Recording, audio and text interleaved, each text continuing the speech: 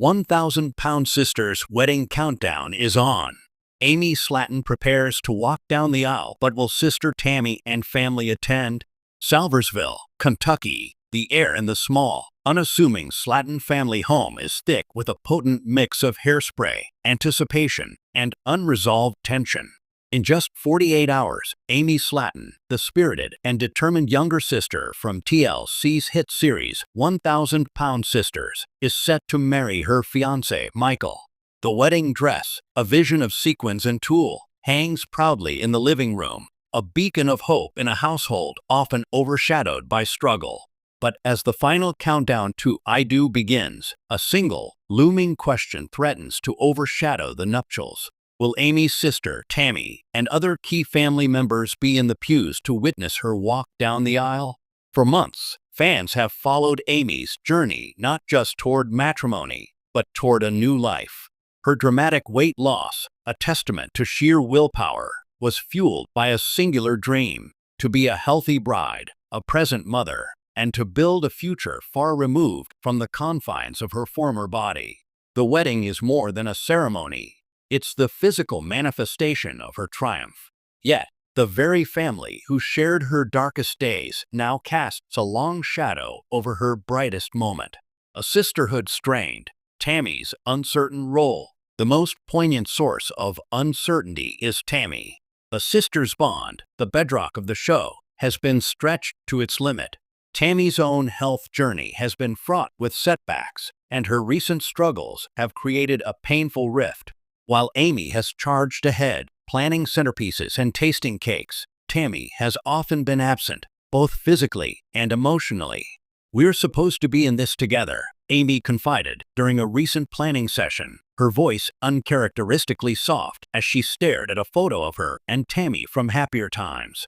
"She's my maid of honor, or she was supposed to be, but I can't force her to be here if she ain't in the right headspace. This day is about love, not about guilt." Sources close to the family suggest that Tammy is grappling with intense feelings of jealousy and insecurity. Seeing Amy succeed where she has continued to struggle is a bitter pill to swallow. The logistics are also a monumental challenge. Tammy's mobility remains severely limited, and the venue, a modest local church, is not equipped for certain special needs.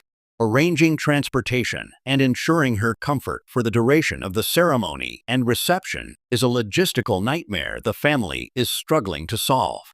"Tammy wants to be there," insists a family friend who asked to remain anonymous. "She loves Amy, but she's embarrassed.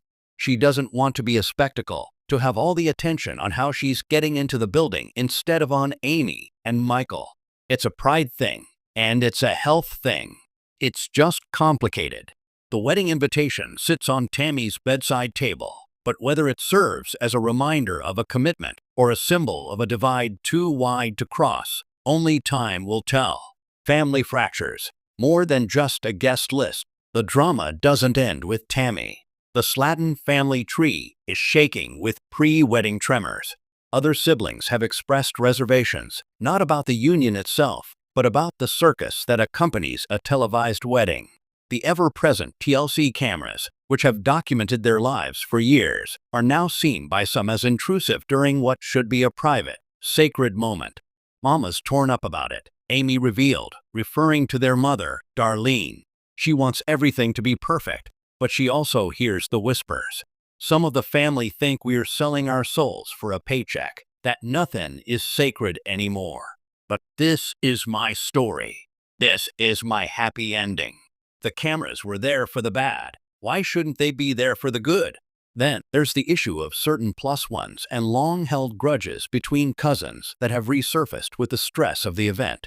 The guest list has become a battlefield, with Amy fiercely protective of her vision for a day of joy, refusing to let old animosities RSVP. "I told Michael, if they can't be happy for us, then they can stay home and watch it on TV like everybody else," Amy says with a defiant laugh, though the worry in her eyes betrays her bravado. "I ain't got time for drama. I'm marrying the man I love, and we're starting our family. That's all that matters." Amid the chaos, Amy is a surprising portrait of calm. In the final days, she has retreated from the family negotiations, choosing instead to focus on the man at the center of it all, Michael. Their relationship, often played for laughs on the show, reveals its profound depth in these quiet moments. While the family debates, Amy and Michael are packing for their honeymoon, a modest trip to a cabin in the Smoky Mountains. They practice their first dance in the living room, moving carefully around the coffee table, their laughter a stark contrast to the tension elsewhere. Michael, a man of few words, has been her rock. He just keeps telling me, "Whatever happens, you'll be my wife by Sunday," Amy shares, a genuine smile finally breaking through. And he's right. That's the only thing that's guaranteed. The rest is just confetti. This focus highlights Amy's incredible growth. The woman who once relied on Tammy for everything is now building her own foundation, with Michael as her partner.